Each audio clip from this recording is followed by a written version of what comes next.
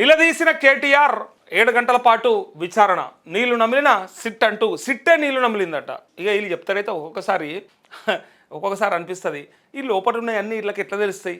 కొంత ఇన్ఫర్మేషన్ మాకు వస్తుంది, కానీ మరీ ఇంత క్రెడిబుల్, మరీ ఇంత కాన్ఫిడెన్షియల్ ఇన్ఫర్మేషన్ని కూడా ఎట్లా లాగుతారు అనేది అంటే ఇక ఉంటుంది కొంత తెలుసు కదా. ఇక మా జర్నలిస్ట్ల అత్యుత్సాహం కూడా కొంత ఉంటుంది, కొంత తెలుస్తుంది. తెలిసిన దాన్ని కొంత చెప్పే విధానం ఉంటుంది, తెలియని దాన్ని ఊహించి రాసే విధానం ఉంటుంది.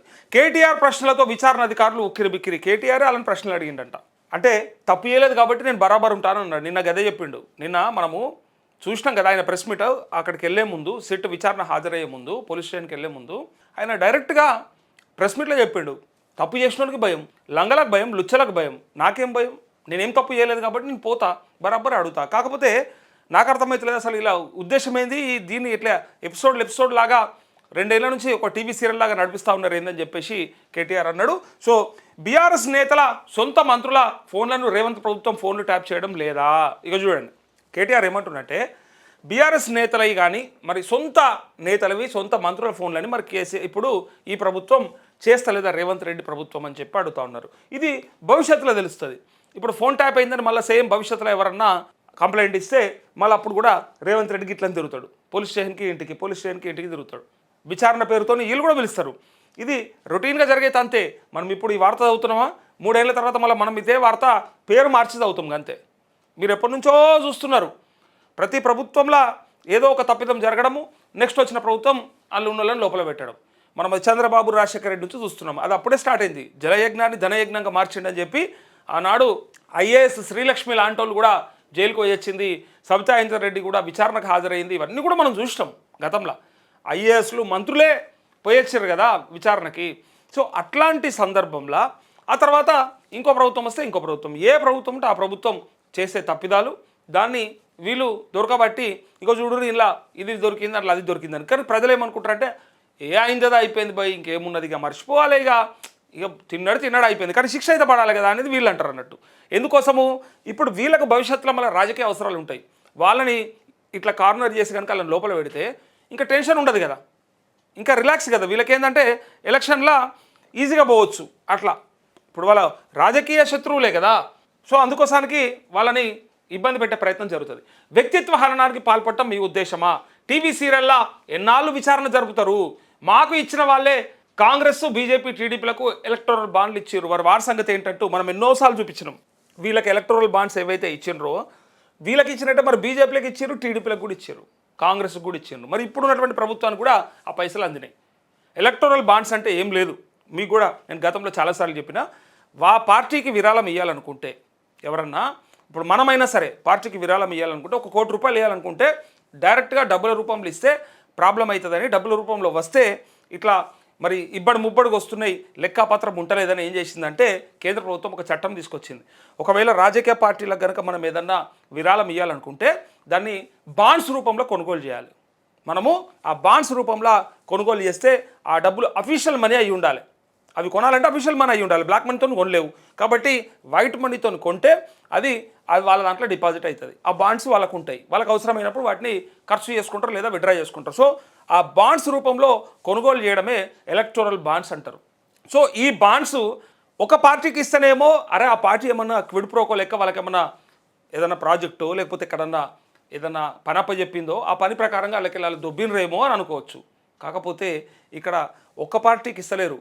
వాళ్ళు కూడా దొంగలు ఎట్లా తయారైనంటే, కంపెనీల గురించి నేను చెప్పేది, కొన్ని కంపెనీలు గ్రీన్కో లాంటి కంపెనీలు వీళ్ళకి ఒక్కరికే ఇస్తే ఏం కాకపోతుండే, ఎందుకంటే డౌట్ వస్తుండే, క్లారిటీగా బయటపడుతుండే. కానీ వాళ్ళు కూడా తెలివి మీరిపోయి ఏం చేస్తారంటే, ఇలా వీడు ఉంటాడు, రేపు ఇంకోడు ఉంటాడు, మళ్ళీ వానితో వచ్చిన పంచాయతీ ఏంది, ఇప్పుడు వీనికి ఇచ్చేయాలి, మళ్ళీ రేపు వానికి ఇచ్చేయాలి అట్లా. ఎందుకంటే ఒకటేసారి అన్ని పార్టీలకు ఇచ్చేసినాడు అనుకో లొల్లిపోతుంది. ఇక వాటి దందా మంచిగా చేసుకోవచ్చు. రేపు ఏ ప్రభుత్వం వచ్చినా ఏమైనా మీకు ఎలక్టోరల్ బాండ్స్ కూడా కొంటే మీద ఆడ షేర్లు కొన్నట్టు అన్నట్టు. మనం షేర్లు కొంటే ఎట్లయితే ఆ కంపెనీ పేరు మీద ఉంటాయో అట్లా ఇక్కడ కూడా ఇన్వెస్ట్మెంట్ చేస్తే ఆ డబ్బులు బాండ్స్ కొంటే ఆ కంపెనీకి, అంటే ఆ పార్టీకి, ఇక కంపెనీలో అయిపోయిన పార్టీలు కూడా కానీ ఆ పార్టీకి ఆ అమౌంట్ ఉండిపోతుంది. సో ఇలాంటి సందర్భంలో మరి ఈ ఒక్క పార్టీకి వేయలేదు కదా, మరి అన్ని పార్టీలకు ఇచ్చారు కదా, మరి దాని ముచ్చటేంది? ఒక్క బీఆర్ఎస్కి ఇస్తేనేమో మరి వాళ్ళు దొంగలు కూడబలకూరు అనుకోవచ్చు. కానీ వాళ్ళు బీజేపీకి ఇచ్చిరి, టీడీపీకి ఇచ్చిరి, కాంగ్రెస్కి ఇచ్చిరి, మరి ఎట్లా అని చెప్పేసి ఇలా వీళ్ళ క్వశ్చన్. ఆ పార్టీ వాళ్ళు కూడా ఫోన్ ట్యాపింగ్ చేసినట్టేనా మరి? సిట్ అధికారులను సూటిగా ప్రశ్నించిన కేటీఆర్, హీరోయిన్ల ఫోన్లు ట్యాప్ కాలేదన్న అధికారులు, బీఆర్ఎస్ సోషల్ మీడియా బాధ్యులు ఎవరని ఆరా అంటూ ఇగో బీఆర్ఎస్లో సోషల్ మీడియా బాధ్యులు ఎవరని అడుగుతా ఉన్నారట. ఒకటి అర్థమైందా? హీరోయిన్ల ఫోన్లు ట్యాప్ కాలేదన్న అధికారులు ఎవడన్నా ఇంకా ఇప్పటికి కూడా సిగ్గు లేకుండా బుద్ధి లేకుండా హీరోయిన్ల ఫోన్లు ట్యాప్ చేసిండ్రు, హీరోయిన్ల బెడ్రూమ్ల వీడియోలు రికార్డ్ చేసిండ్రు, హీరోయిన్ల మాటలన్నీ విన్నరు, కుటుంబాల మధ్య పంచాయతీలు పెట్టిరని ఎవడన్నా ఇప్పటికి కూడా అంటే చెప్పు తీసుకొని కొట్టాలి అవన్నీ. ఉత్తగా ఏదో రాజకీయ ఆరోపణ లెక్క చేసుడు కాదు. ఇక్కడ అధికారులే చెప్పారు డైరెక్ట్గా హీరోయిన్ల ఫోన్లు ట్యాప్ కాలేదు. నేను కూడా 100 సార్లు చెప్పుంటా. అరే ఆ హీరోయిన్ వచ్చి చెప్తుండే కదా ఆమెకి ఏమైనా అన్యాయం జరిగితే, ఏమైనా ఇబ్బంది జరిగితే, కుటుంబాల మధ్య చిచ్చే పెట్టుంటే, వాళ్ళని బ్లాక్మెయిల్ చేస్తుంటే హీరోయిన్ ఎందుకు ఊరుకుంటుంది? నాకు అర్థం కాలేదు. కేటీఆర్ ఏమన్నా తీసుమార్కాడా ఏమి? అందరికంటే అతీతుడే ఏంది? ఎవరైనా ఒకటే కదా, చట్టానికి ఎవరైనా ఒకటే. పోయి పోలీస్ స్టేషన్లో కంప్లైంట్ ఇస్తే అయిపోయి అన్న మొత్తం ఎత్తుకపోతారు. ఇగో నా ఫోన్ ట్యాప్ అయింది, ఇగో ఇది నా ఆధారం, ఇది లెక్క అని చెప్పి కంప్లైంట్ ఇస్తే తీసుకుపోదురు కదా. అరే ఎన్నిసార్లు చెప్పినా కూడా ఓ తెలివిలేని సన్నాసులు అయితే 2-3 మాట్లాడతారైతే ఫోన్లు ట్యాప్ చేసిండ్రు, కొంపలార్పిండ్రు, కొంపల కుంపటి పెట్టిర్రు అని పిచ్చి పిచ్చి రాతలతోని పిచ్చి పిచ్చి తమ్నైల్స్తోని వీడియోలు వార్తలు చేసారు. ఆ దొంగలను ఏమనాలి? కక్ష కట్టినట్టుగా చేయలేదా? చూడలేమో మనం. సో డొల్ల కేసు అని తెలిసినా ఇదో లొటపీస్ కేసు అట. డొల్ల కేసు కూడా కాదు, ఇదో లొటపీస్ కేసు అట. ఇలా ఏం లేదట, ఇలా చెప్తారు, చాలాసార్లు చెప్పారు. ట్యాపింగ్ తీగలాగేందుకు అపసోపాలు పడుతున్న సిట్ అధికారులకు శుక్రవారం 7 గంటల పాటు సాగిన కేటీఆర్ విచారణ కొరుకుడు పడని అంశంగా మిగిలింది. అరే నాకు అర్థం కాలే, నిజంగా ఆధారాలు ఉంటే వీళ్ళను ఇన్నిసార్లు ఎందుకు విచారించాలి? ఇన్నిసార్లు ఎందుకు ప్రశ్నలు అడగాలి? నీ దగ్గర ఆధారం ఉంది, నీకు కంప్లైంట్ ఇచ్చినోడు ఎవడో తెలియదు. ఒకవేళ ఇచ్చింది మీరే, సరే గవర్నమెంట్ ఇంట్లో కొంతమంది ఉన్నారనుకో, ఆ ఇచ్చిన వాళ్ళ ఆధారాలతోని మరి ఎందుకు అరెస్ట్ చేస్తలేరు? విచారణ ఎందుకు? మళ్ళీ మీకు పక్కా అని డౌట్ ఉంది కదా, మరి ఎందుకు వార్తలు బయటకు వస్తూ ఉన్నాయి? ఇక్కడ లోపల ఏమవుతుందో తెలియదు కానీ బయటకు వచ్చేస్తుంది. లోపల ఏం అడుగుతుండ్రో తెలియదు, లోపల ఏం చెప్తారో తెలియదు, కానీ బయటకు మాత్రము అయిపోయా. సిట్టు విచారణలో కేటీఆర్కి 30 తిప్పలు పెట్టిర్రు, వాళ్ళు 7 సార్లు నీళ్ళు తాగిపిచ్చిర్రు, ఇక కేటీఆర్ అరెస్ట్ అయిపోతారు భవిష్యత్తులో అని చెప్పేస్తారు. మనకి ఏదో తెలిసినట్టుగా, వాడు చూసినట్టుగా. కొంతమంది దొంగలు చెప్తారు. ఇప్పుడు కావాలంటే పొద్దుగా 4 వార్తలు చెప్పేటోళ్ళ వార్తలు వినూరి, పక్కా ఉన్నది ఉన్నట్టుగా మాట్లాడాలి. కానీ ఇగో సిట్టు విచారణలో కేటీఆర్ని ఒక ఆట ఆడుకున్నారు అని చెప్పి పెడతారు. ఇక ఇప్పుడు సిగ్గు లేకుండా హీరోయిన్ల ఫోన్లు ట్యాప్ చేసి ఇలా పోయి విచారణకు హాజరైంది చూడుర్రి అని అంటారు. వాడిని ఏ చెప్పుతో కొట్టాలి? ఇప్పుడు ఆ చెప్పును నానబెట్టి కొట్టన్నా బట్టి విడిచిపెట్టాలి వాళ్ళని అని ఇలా ప్రజలు అంటారు. ఎందుకంటే వాళ్ళు అన్నీ చూస్తారు కాబట్టి, ఇటు వీణు చూస్తారట వాడిని చూస్తారు. ఎవరిది రైటో వాళ్ళు డిసైడ్ చేస్తారు. మనం చేయాల్సిన పని ఏంటంటే ఉన్నది ఉన్నట్టుగా చెప్పడం, లేని కల్పించి కొత్త అభూత కల్పనలతోని ఏదో కాలం వెళ్ళదిద్దామంటే ఎన్ని రోజులు వెళ్ళదిస్తాం? ఉన్నది ఉన్నట్టుగా నడిపించాలి కదా. కాళేశ్వరం ఎన్ని రోజులే నడిపించి ఇలా ఊకుంటారు సపడేక. ఇలా మాట్లాడమన్నారు మొగోళ్ళని, సిబిఐ ఎంక్వైరీ చేస్తుంది కదా, ఇలా మాట్లాడమని ఎవరినన్నా. మరి కాళేశ్వరంలో 1,00,000 కోట్లు దోచుకోండి కేసీఆర్ అని చెప్పమని చెప్పురు. ఇగో సాధారణంగా అడిగే డాక్యుమెంటెడ్ ప్రశ్నలకు అదనంగా కేటీఆర్ విచారణ అధికారులను రివర్స్లో ప్రశ్నలు అడగడం కొసమెరుపు. 2 ఏళ్లుగా లీకులతో ప్రభుత్వం, రాతలతో దాని వంది మాగద మీడియా తన వ్యక్తిత్వ హననానికి పాల్పడుతుండడాన్ని సరైన వేదిక చూసుకొని కేటీఆర్ సూటిగా అడిగేశారు. అయితే విచారణ అధికారులను వరుసపెట్టి ప్రశ్నలతో కడిగేశారు. మంత్రుల బీఆర్ఎస్ నేతల ఫోన్లను కాంగ్రెస్ ప్రభుత్వం ట్యాప్ చేయడం సహా పలు అంశాలపై కేటీఆర్ నిలదీతో సెట్ అధికారులు ఇరకటంలో పడ్డారు. సమాధానం చెప్పలేని తడబాటుతో తమకు సంబంధం లేదంటూ దాటవేశారంటూ బీఆర్ఎస్ వర్కింగ్ ప్రెసిడెంట్ కేటీఆర్ను 7 గంటల పాటు విచారించిన సిట్ అధికారులు తొట్టుపాటు గురైనట్టు తెలిసింది. ఇక వీళ్ళకి ఓళ్ళు చెప్పిరో ఈ పత్రిక వాళ్ళకి సంబంధించింది కాబట్టి వాళ్ళకి చెప్పుండొచ్చు, కేటీఆర్ చెప్పుండొచ్చు.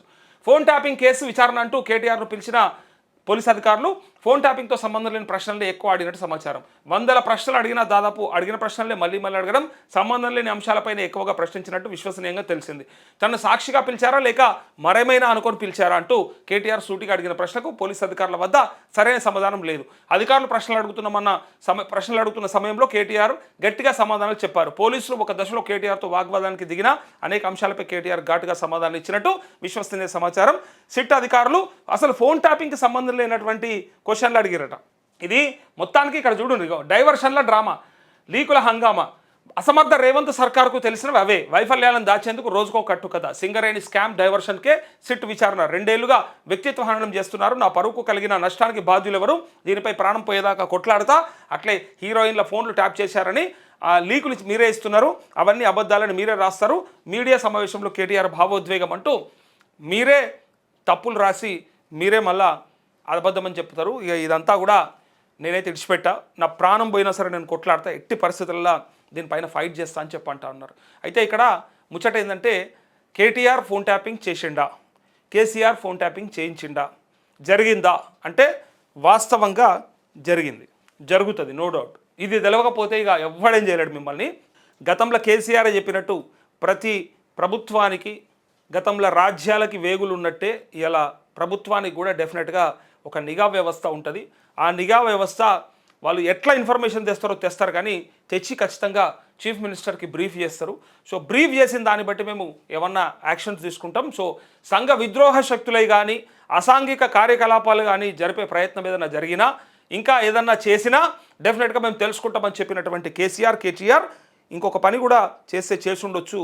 అదేంటంటే రాజకీయంగా ఎదురు పార్టీ వాళ్ళు అంటే ఆపోజిషన్ వాళ్ళు ఏం చేస్తున్నారు, ఎక్కడ డబ్బులు పంచే ప్రయత్నం చేస్తున్నారు, ఎక్కడ ఏం చేస్తున్నారని కనుక్కోవడానికి ఏదన్నా చేసి ఉండొచ్చు అనేది మాత్రమే అనుమానం ఇక్కడ అందరికీ. సో ఫోన్ ట్యాపింగ్ అనేది జరగదనేది ఏం లేదు, ఖచ్చితంగా జరుగుతుంది. ఇప్పుడు ఈ ప్రభుత్వంలో కూడా జరుగుతుంది, ఈవెన్ కాంగ్రెస్లో కూడా జరుగుతుంది. బీజేపీ నరేంద్ర మోడీ కూడా చేపిస్తాడు, కానీ ఆయన చేపియాల్సిన అవసరం లేదు. చెప్పడు పలానులై చేయించమని చెప్పి కూడా వాళ్ళు చెప్పరు. వాళ్ళే ఇన్ఫర్మేషన్ తీసుకొని ఆ ప్రకారంగా వీళ్ళకి బ్రీఫ్ చేస్తుంటారు. అయితే దీంట్లో ఎక్కడన్నా దాన్ని స్వప్రయోజనాల కోసం వాడుకున్నారా, వాళ్ళ పార్టీ కోసం వాడుకున్నారా, వాళ్ళ ఎన్నికల కోసం వాడుకున్నారా, లేదా బ్లాక్మెయిల్ చేసి అక్కడన్నా డబ్బులు దొబ్బడానికి చేసినరా అనేదే ఇక్కడ లెక్క. అసలు ట్యాపింగ్ అనేది ఫస్ట్ నేరం కాదు. యాక్చువల్గా టెలిగ్రాఫ్ యాక్ట్ ప్రకారము ట్యాపింగ్ అనేది చేస్తారు. చేసిన తర్వాత దానివల్ల ఏమి ఉపయోగించుకుంటున్నారు, దాంతో పార్టీలు కానీ ప్రభుత్వం కానీ దాన్ని ఏ ఉద్దేశంతో చేస్తున్నారు అనే దాన్ని లెక్కకొస్తుంది. ఇంట్లో దొరకబట్టాల్సింది సిట్ అధికారులు. గది ఇప్పుడున్న పార్టీ చేస్తలేదా, ఇప్పుడు జరుగుతలేదా, ఇంటెలిజెన్స్ ఇప్పుడు ఇస్తలేదా, బ్రీఫ్ చేస్తలేదా రేవంత్ రెడ్డికి? ఆయన చెప్తలేడా కేసీఆర్దో కేటీఆర్దో ఒకసారి ఫోన్ ట్యాప్ చేయండి, చూద్దాం, అది మాట్లాడదాం, విందాం, కనుక్కుందాం అని చెప్పి అన్నారా? ఎస్, ఖచ్చితంగా రాజకీయాలకు ఉపయోగపడేదాకా ప్రతి ఒక్కరు ప్రతి పని చేస్తారు, మళ్ళీ చేయలేదని చెప్పి బొంకడానికి ప్రయత్నం చేస్తారు. ఇందులో ఆ తప్పు కనుక ఉంటే నిజంగా హీరోయిన్లను వేధించండి అనేది అయితే తప్పు. హీరోయిన్లతోని ఆయన పడ్డాడు, ఈ కథలు పడ్డాడు, ఆ కథలు పడ్డాడు అని చెప్పేసి రకరకాలుగా వార్తలు అయితే వండి వార్చారు కదా, అదంతా బ్లఫ్, అదంతా చెత్త. ఫస్ట్ అయితే నిజంగా ఆ చెత్త రాసిన సన్నాసులకు మరి సోయి ఉండాలి. ఆడేదో చూసినట్టుగా ఆడేదో మొత్తం అందులో ఇక వాడే ఉండి మధ్యలో చూసినట్టుగా అన్నీ రాస్తారు కదా. సో ఆ చెత్తనైతే ఫస్ట్ పక్కకు పెడితే ఇలా అధికారులు చెప్పారు, మనకి చెప్పుతో కొట్టినట్టు సమాధానం ఇచ్చారు అధికారులు. అలాంటిది ఏం జరగలేదని డైరెక్ట్గా ఓపెన్గా చెప్పారు. అయితే ఇక్కడ ఉన్నదల్లా మరి ఫోన్ ట్యాపింగ్ ప్రభుత్వాలు చేస్తాయా, మంత్రులు చేపిస్తారా, నాయకులు చేపిస్తారా అంటే మనకెరక వాళ్ళు ఇంటెలిజెన్స్ వాళ్ళ దగ్గర అప్రూవల్ తీసుకొనే బరాబర్ ట్యాప్ చేస్తారు. ట్యాప్ అంటే ఏం లేదు, రికార్డింగ్. ఫోన్ ట్యాపింగ్ అంటే ఏంది, అసలు ఏమి లేదు. ఫోన్ ట్యాపింగ్ అంటే ఏంటిది, చిన్న ముచ్చట్ని దాన్ని ఏదో భూతద్దంలో పెట్టి చూపిస్తారు. ఒక ఇద్దరు మాట్లాడుకునే విషయాన్ని రికార్డ్ చేయడం, ఆ రికార్డ్ చేసి వినిపించి లేదా తీసుకుపోయి అది ఎవరికి చెప్పాలో అలాగే చెప్పడం, లేదా దానివల్ల ఎక్కడన్నా ఏమన్నా అసాంఘిక కార్యకలాపాలు జరుగుతున్నాయా అనేది రికార్డ్ చేస్తే దొరకబట్టుకొని దాన్ని బట్టి వాళ్ళని పట్టుకుంటారు అన్నట్టు. ఈ ఫోన్ ట్యాపింగ్ అంటే ఫోన్ టేపింగ్, దాన్ని రికార్డ్ చేయడాన్ని ట్యాపింగ్ అంటారు. అయితే ఇక్కడ ఈ ముచ్చట ఏంటంటే కేటీఆర్ హరీష్ రావు ఇందులో ఇన్వాల్వ్ అయి ఉన్నారా, చేసిండ్రా అంటే కేటీఆర్ హరీష్ రావు అయితే పక్కా చేపించిండ్రు అని చెప్పి వీళ్ళు అన్నారు, వాళ్ళు అన్నారు. అయితే నేనేమంటున్నా అంటే అధికారంలో ఉండగా వాళ్ళు ఏమన్నా ఉపయోగించుకోవచ్చు, కానీ దానివల్ల ఎంత నష్టం జరిగిందనేది లెక్క. ఇప్పుడు అధికారంలో ఉన్నోడు పోలీసును ఉపయోగించుకుంటలేడా? అధికారంలో ఉన్నప్పుడు మరి ఫామ్ హౌస్లో గడ్డి మోపిచ్చిండ్రు, లేకపోతే గడ్డివాం పెట్టించిండ్రు స్పెషల్ పోలీసు వాళ్ళని చూసినాం కదా మనము. లేకపోతే క్యాప్సికమ్ తెంపిపించిండ్రు, లేకపోతే వ్యవసాయం చేయించిండ్రు, లేకపోతే బర్లకు నీళ్ళ పెట్టిపించిండ్రు అని చెప్పేసి ఎట్లయితే మనకు అన్నారో గతంలో, ఎట్లయితే చూపించిండ్రో, ఎట్లయితే చెప్పిండ్రో. సో అది వాడకం. ఆ వాడకంలో కంప్లైంట్ ఉంటే లేదా అది తప్పు అయితే డెఫినెట్గా దానిపైన చర్యలు ఉంటాయి. ఇక్కడ కూడా అదే ఫోన్ ట్యాపింగ్లో ఒకవేళ అవసరమైనటువంటి విధానాలలో చేసి దాని విత్ పర్మిషన్తో ఉంటే ఇష్యూ లేదు. అక్కడ అది లీగల్గా జరిగితే తప్పు లేదు. ప్రభుత్వమే చేస్తే ఇంకేం చేస్తారు, ప్రభుత్వం చేసినాక ఇంకేమున్నది. కానీ ఒకవేళ ప్రభుత్వం కాకుండా ప్రైవేటు వ్యక్తులు ఎవరన్నా దాన్ని కావాలని ఎవరి మీద ప్రైవేటు వ్యక్తులే కనుక చేపిస్తే డెఫినెట్గా తప్పు అవుతుంది. అందుకే ఇక్కడ విచారణ సంస్థలు చేయాల్సిన ఏంటంటే ఈ సిట్ కూడా చేయాల్సింది ఏంటంటే స్పెషల్ ఇన్వెస్టిగేషన్ టీం కూడా కేటీఆర్ వల్ల ఎవరు నష్టపోయినరు, ఎవరికి ఇబ్బంది జరిగింది, అప్పుడు మరి నిజంగా కరెక్ట్గానే ఇన్ఫర్మేషన్ తీసుకున్నారా, లేకపోతే ఏదన్నా తప్పుడు మార్గాలలో తీసుకునే ప్రయత్నం చేసిరా, తీసుకున్న దాన్ని ఇంకేదైనా అవసరాలకు వాడుకున్నారనే దాన్ని లెక్క తీస్తే కథమైపోయా, లెక్క తేలిపోతుంది క్లియర్. ఇలా రేవంత్ రెడ్డి చేస్తలేడా అనేది కూడా చూడుర్రి, ఎందుకంటే రేపు పొద్దుగల మరి రేవంత్ రెడ్డిది కూడా ఉంటుంది ఇదే కథ.